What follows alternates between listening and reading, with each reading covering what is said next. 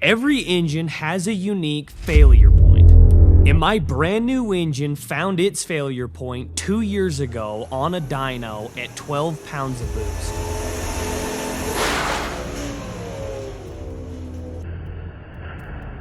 That day, the Jeep did make over 500 horsepower to those 43-inch tires. That right there is the piston. And it only costed one blown motor that I had no money to replace. And immediately, our subscribers stepped in. We're gonna put these pistons on the website. This is one that I just did, cleaned it up and signed at Peck Brothers. This is cylinder number 4. We sold parts and pieces of the broken engine on our website, and our subscribers' support helped us build a brand new motor. This time, the motor has forged pistons, forged crank, forged rods, head studs, and everything it needs to support some serious horsepower. The problem is, my Jeep has a twin turbo system that I built, and something might be wrong with it. With this setup, you should be able to build over 20 pounds of boost easily, but for some reason, we can't get mine to build more than 12. So we tore the Jeep apart again, and this time for a purpose. A brand new Haltech operating system. New wiring, more sensors, all to figure out what's been holding this Jeep back. Now, the mission is simple. Either we finally break past that 12 PSI mark and hit our 1,000 horsepower goal, or we finally uncover the reason it never could. But before we bring it to the dyno and chase that number, we've got to get it running again. All right, it is. What time is it? I don't know. Let's see. That was 12:30. It's been a long day. This thing's about ready to get fired up. It hasn't moved in months, and it's got the new Haltech system in, and me and Alex are programming it, setting it up for an initial start, and it's really starting to set in that this is gonna happen. Really quick, is it wired to your fan? Yeah, tranny cooler. Oh, turned on. That's a good sound. Normally, I'm pretty not very happy at 12:30 out here working with you two, but this is pretty exciting. Yeah, the next thing it says is crank the engine. No way. Warning, engine may start. No way. Hang on, we're in park. Are we starting it? I don't know. It said No, crank just it. says crank it. Should we give it a once over? Make sure everything's. No. Start it. I know. I'm nervous. This is the way it goes. Alex gets really impatient with these kind of things. And Caleb gets nervous. I don't want to start it. All right. You ready? Yep. Oh, Stop. Dude. I wired it right. Yeah. The engine configuration is done, so No way. we've only got 4 check engines so far. Should we just see if it runs? Oh my heck.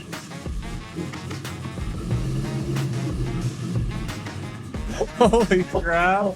That's crazy. That is nuts, dude. Look how sick this screen is, too, dude. That's the best part of this whole thing. She's alive again, dude. Even though it doesn't look like it, there's still a buttload left to do, but we're going to wrap it up tonight. But now that we know that it runs and we know that we're going to make our dyno appointment, I'm feeling pretty good about stuff. We could be just hours away from making 1,000 horsepower. That gets me pretty excited. All right, guys, this could be the biggest moment in Peck Brothers history. We've been working on something behind the scenes for almost a year, and somehow we've kept it a secret until today. If you've been watching for a while, you know that we do a little bit of everything. We dirt bike, snowmobile, Jeep, drift, mini Jeep, and we've always dreamed of the ultimate do-it-all trailer for all of that. And Charmac Trailers teamed up with us to pull that off. They just spent the last couple months designing and engineering a fully custom prototype trailer that's never been built before. And today is the day we're gonna take it home. And after we see it and you guys see it, we'll explain what makes it so special. It's probably important for you guys to know that Charmac and Trailmax are owned by the same people. Charmac is their enclosed trailers, and Trailmax is like their open flatbed trailers. So we're bringing this one back that we used last week's video. And the minivan is another. There's a reason we brought the minivan. You're gonna find out later. This is the very first time that we're gonna see this trailer, minus just some drawings that we've seen. So it's like a big reveal for us, for the Charmac team, and for you guys. I feel like most people are like, guys, it's just a trailer, but it's so much more than just a trailer. You're welcome. Good to see you guys again. It looks like we got the old-fashioned extreme home makeover here. We're gonna pull these trailers, move the trailers, and we're gonna see ours. Dude, I'm getting the butterflies. Like, I haven't been this excited about something for a long time. I'm not kidding. I think about this trailer 3 times a day for the past couple months. You boys ready to see this? Let's freaking ready. Let's do it. Yeah, let's do it. I'm nervous. I know, I dude. got the butterflies. Oh. 3, 2, 1.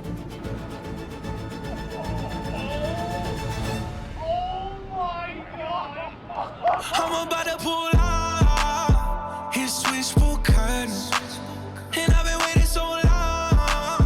Now I gotta resurface.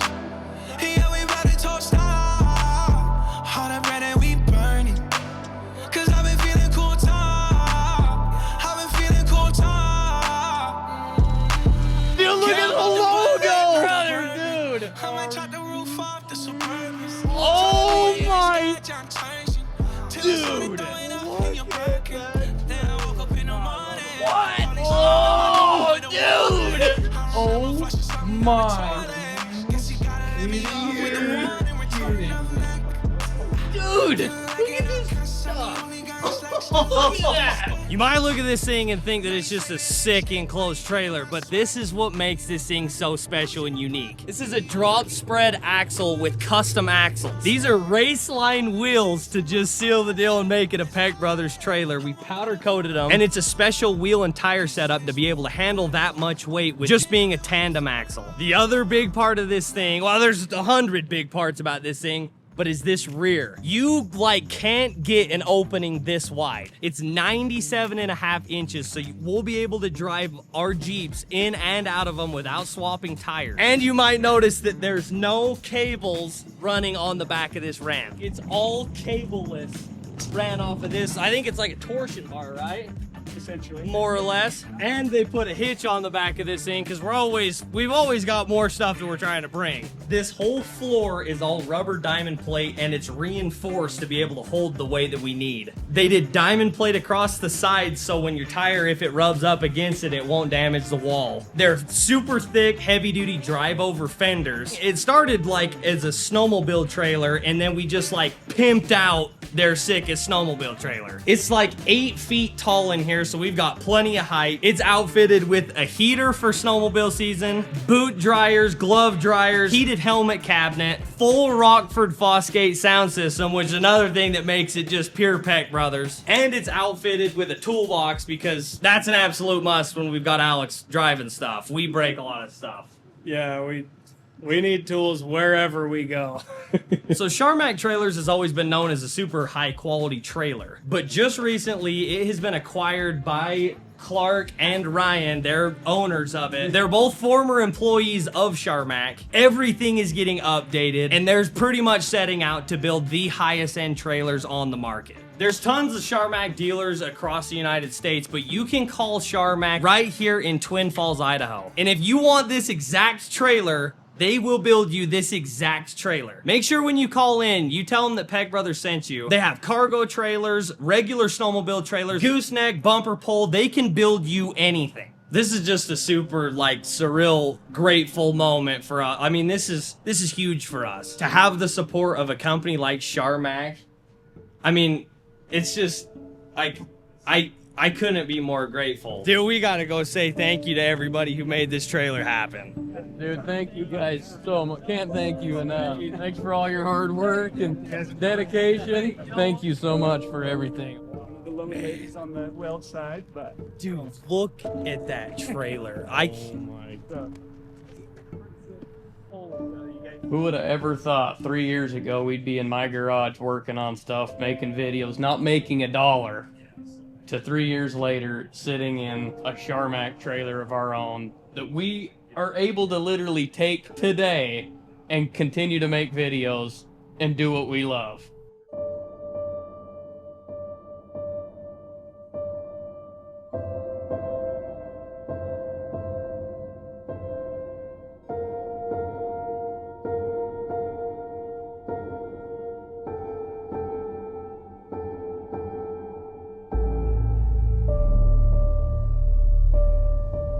All right, we're on our way home with the new trailer, and obviously we brought the minivan with us. If you're new here, Brady and Alex bought me that micro van for my growing family. And we've had our fun with it, but realized that it's not very practical for my growing family. Brady found a guy with 2 supercharged jet skis, and he's looking for a mini micro van. So we're meeting this guy, Brady showing him the van right now in the new trailer. And if all goes well, we'll finally have some jet skis around here. Braid's finally gonna get the jet skis that we told him we were gonna buy when we tricked him and bought the R6 instead. This guy actually doesn't have a jet ski? Are you kidding me?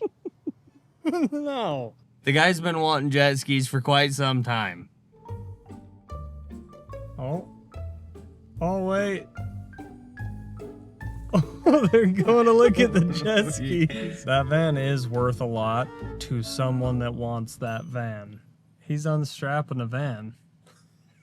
He might have just traded. He told me he's always wanted a van. So he's all about it. So we're trading? He loves it. And dude, those are nice jet skis. Let's go. Yeah, dude, I'm freaking pumped. You know, I'm gonna miss that thing. That's a fine piece of Japanese equipment. All right, the Jeep is done and it's ready to hit the dyno. Minus the skid plate. We're gonna have to bring the skid plate with it. I'm gonna have to put it on later. And we're not dynoing it on these 43s. We're gonna get a little bit safer setup. I think I'm most excited about seeing this Jeep in that new trailer. Dude, this is gonna be the first vehicle in the new trailer. What a privilege.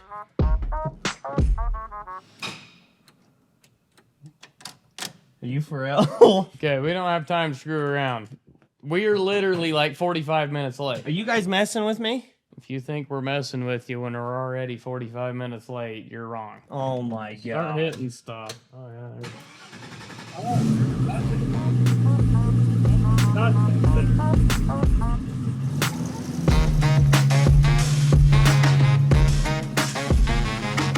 How come all of our brand new builds always go straight from starting for the first time to straight in the trailer? Maybe it's because we procrastinate everything we do. Caleb's the worst at it. Me and you are all right. Yeah, it's bad.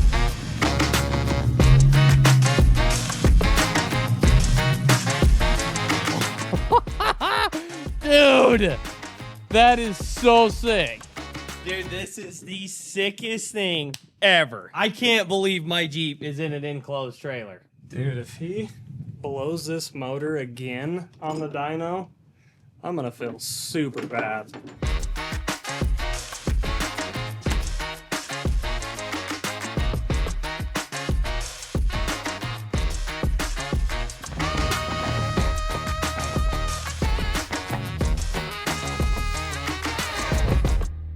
Believe it or not, we're late. The funny part about this is I texted the people whose dyno we're using, and I was like, hey, we're running a little bit late. And he messages me back and says, I watch your videos. I wasn't expecting you to be on time.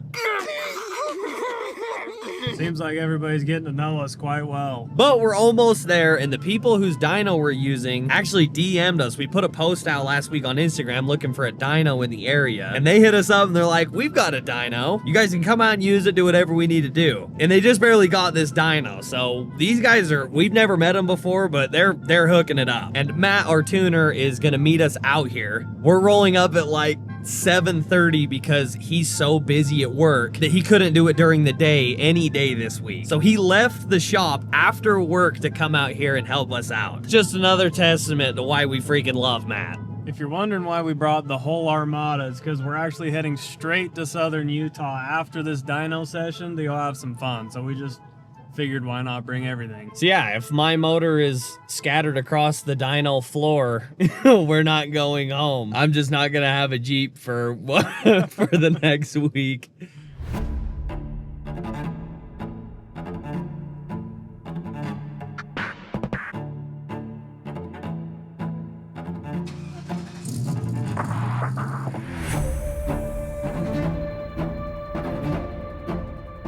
Nice to meet you. Nice to meet you guys. Nice to meet you. I'm gonna be honest, man. I'm a little nervous. Really? Yeah. We'll I'm take a good little care of you. nervous. Why are you nervous? Well, the last time it was on a dyno. I remember. Yeah. I feel like I've seen this video. If it's not clear, these guys own the dyno that we're borrowing. They were so nice to invite us to come use it. It's Beam and Builds. They got an Instagram, YouTube, TikTok. They're doing some cool stuff, enough to have a dyno in their shop. So go check them out because they hooked it up big time. Aussie, What's up, dude? sick. We're just gonna swap the tires really quick, and we'll get it rolling.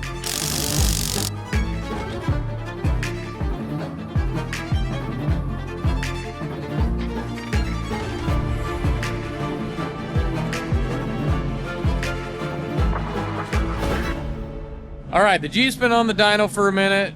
They've just got to set up everything, make sure the softwares are right. It's communicating back and forth, setting up what we can before we run it. And we just started it up to warm it up. And Caleb's getting pretty nervous. You can tell because he starts talking a lot. He doesn't stop. And he starts shaking, and if it gets too bad, he'll pass out. This is a pretty intense moment for us because last time we were here, it did not go well. What's up, dude? Need a burrito? Yeah, big time. Come to see what happens? Dude, I'm so freaking stoked. I'm freaking terrified. I'm nervous. Yeah. I'm nervous too. Do you think it'll make 1,000 horse? Yeah. You do? Yeah. Heck yeah. Possibly more. I hope you're right. Remember how I was feeling relaxed? Not anymore. This is crazy. How are you feeling about how is stuff going right? Is stuff going good? So far, we're doing what we want to see. Okay, A good. little later than we want to be, but Yeah, and we got it. It's idling better. It's happier. It's doing what it's supposed to. it's 10 o'clock. It's only 10. Heavens. He's got school tomorrow. We're good. Chew. This is Matt's son. He wanted to come, and he's actually wearing a Cylinder 7 shirt. This is the shirts that we sold to pay for the motor in that Jeep. So All right, this turn shirt- around. Joe's the back. This shirt paid for the motor inside this Jeep, and he's freaking wearing it, dude. All right, we're ready for our first pull with this thing. I don't know how high Matt's gonna take it, but I don't want to be the one driving. Everybody's pretty optimistic about this, so it's making me feel a little better.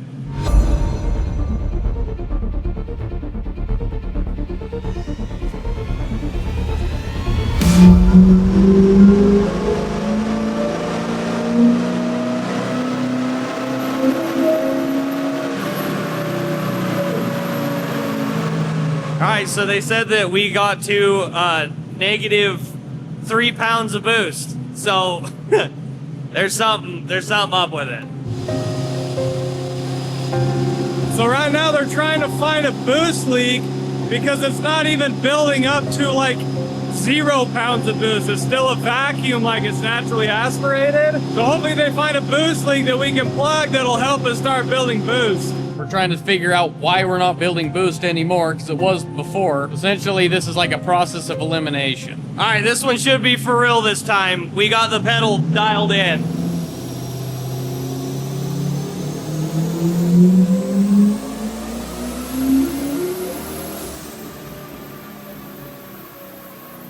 All right, we made 289 horsepower to the wheels. That we're gonna need to times that by more than 3 times that power output if we're gonna hit 1,000. 4.4 psi. 4.4 pounds.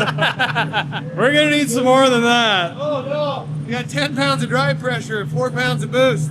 So the concern was with not being able to make more than 12 pounds of boost with the old system was that there was a possibility that there was too much drive pressure and too much back pressure. Drive pressure is what's pushing the exhaust into the turbo, and the back pressure is trying to keep that exhaust in the turbo so it won't let it flow. So at a certain RPM, if that flow isn't right, it chokes the turbo system and won't let it build up to its maximum capacity. The cool thing about the Haltech system is we have sensors in the exhaust now that are showing us the drive pressure and the back pressure, to where before we had no idea those numbers. So we're gonna keep tweaking it, keep turning up the boost, and by the end of this we're gonna know if it's a mechanical turbo problem that's gonna cost a lot more money and be a lot more work to fix, or if we can get the system working well with just tuning.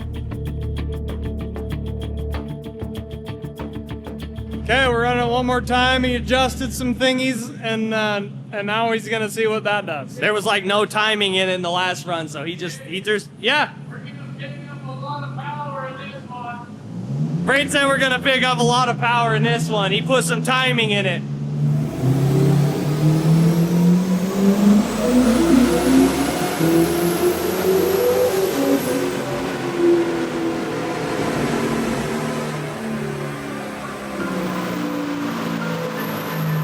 Oh, 400 horsepower! Horsepower? Yeah, 400. How did it feel? Did we build more boost, or was that same boost more timing? More timing. I don't know. We'll see the boost. Another 100 horsepower out of more timing. That hit over 6,000 RPM. Did it really? Yeah. That was 4 pounds of boost, so it made 400 horse to the rear wheels on 4 pounds of boost. Can you imagine what 18 would do to this thing? We did wind it all the way to 6,000. 6,053. 6,000 RPM.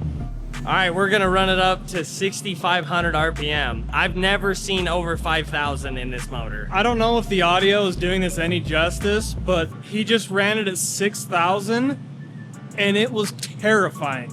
Like, this extra 500 RPM, dude, that's scary. I'm terrified.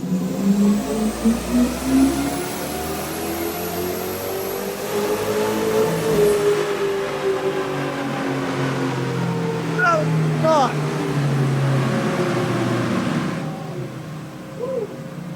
Oh my gosh. Dude, that is like, you just wait for it to pop right there. 6620.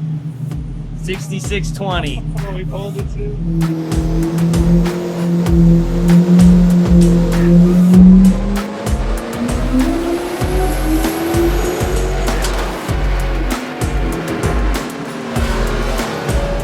That pop literally sounded like when the last one blew. Like, I just thought we lost the motor.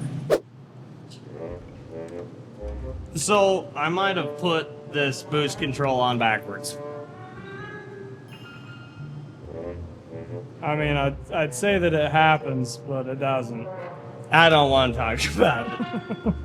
That's not really a simple mistake. Come on now. He probably did put that on at like 4 a.m. one night, so we'll give you a break. All right, so it turns out that I didn't have those hooked up backwards. Alex hooked up the flipping wiring backwards. I didn't touch the wiring, it was you. You programmed it, that's what it was. Either way. The computer thought that the boost control was hooked to a wire that it wasn't, so it wasn't sending the ground to the right wire. Now it will. Now it should make some power. They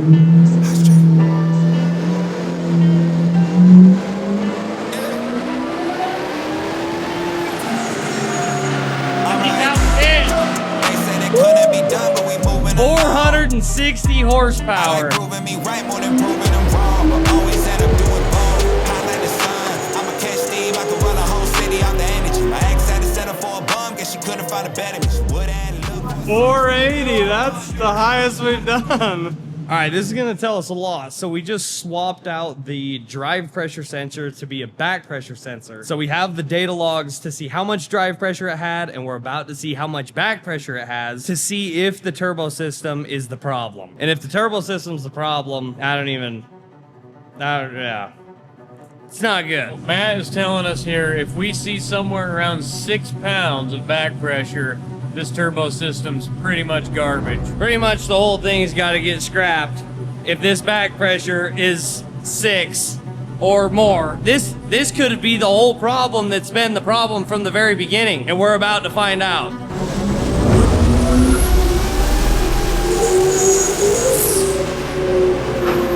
Oh my gosh. Holy crap. That thing was wide open, holy cow. All right, lay it on me. What's the back pressure? Well, the good news and What's the bad what's your guess? Probably like 3.2. Highest it was is 6.1 psi at 63.13 and 10 pounds of boost. What? That means you suck. Not only do I suck, my Jeep sucks. Wow, dang it. I mean, we literally said If that number is around 6, it sucks. And guess where it is? Dang it. Your Jeep's perfectly sucking right now. Well, I'm gonna be honest. I'm a little discouraged. Well, just a little bit discouraged. But the plan is we're going to push through 12. We're just going to keep pushing through the back pressure, turn the boost up. With 6 pounds of back pressure, that's obviously, we know that sucks. What we don't know is what happens when we hit more than 12 pounds of boost. We're going to see how much boost we can push through this thing. We have to get past 12 pounds. We have to get past it. This Jeep has to overcome its past.